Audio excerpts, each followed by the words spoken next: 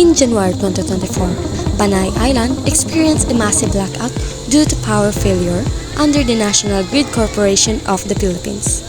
This unexpected event disrupted many communities and raised questions about energy preparedness and possible alternative power sources. Good day, I am Jo Andino Blahas from Barangay San Pedro.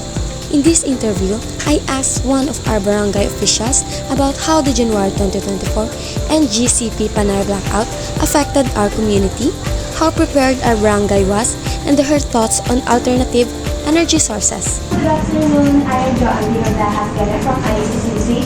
So I'd like to interview you, ma'am, for our subject round. Quick interview lang about sa blackout mo.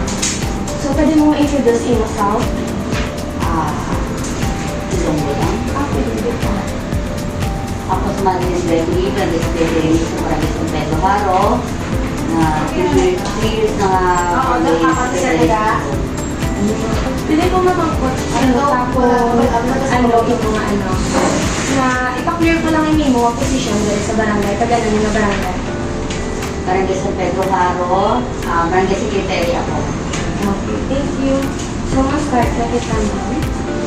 So, i-ask ko ng mo about sa blackout sa 2025. Paano naka-apekto ang NGCP Panay blackout sa January 2024 sa aton na barangay?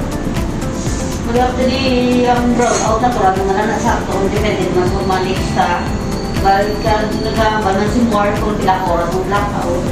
Nag-prepare naman na naman. So, sa inyo, pananaw, ano ka parte sa barangay ang pinaka-apektado din? 2024. Sa 2024? Siguro ang mga balay nga nagagamit sa mga opisina, ang mga disabilities, may mga elderly, yung mga palimalay. So, next ko lang ka. So, ano ang naibaluan yung parte sa alternatibo nga source ng kuryente na pwede magamit ng blackout? Kung pwede, kung sa suga lang, solar, pwede na. Pero sa siguro mga electric fan, kung pwede, mga portable na lang ang ina-charge na lang. So, sa inyo, opinion ka, posible na magamit din sa ating mga barangay ang amo ng alternative na energy? Hindi siguro kasi ang diri sa barangay, kinagay ang computer, dahil importante hindi tamang computer. So, generator, siguro. Generator ang sa atin, so pwede din na. So, may harap na lasang contingency plan ng barangay kung mag-blackout yung naliwat ba lang? Kasi suppose may kami generator. May harap na siya. So, kung wala pa, may plano kung kung mag-abot niya siya, sa barangay natin, i-share na sa ating barangay. Ang generator. As long as makaya, ginagawa mo lang na yan sa mga ito.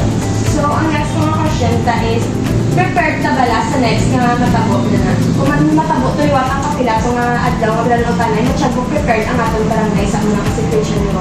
Oo. And last na nga pamangkota, paano nyo ginatulan ginabaisulan nga pamuluyo kung ano dapat himuot kung emergency blackout? So, paano nyo gipabalo sa ato ng mga residents kung mag-run out siya? Actually, nagkaroon na sikap na trumpa na ginapahibalo niya sa mga pumuluyo nga ilang ka oras ang brownout, saan mo ang brownout, may information dissemination na sikap. So, paano siya ginabata? Gina-face-to-face niya? Trumpa. Sige. Thank you. Ako na super. Thank you. Salamat.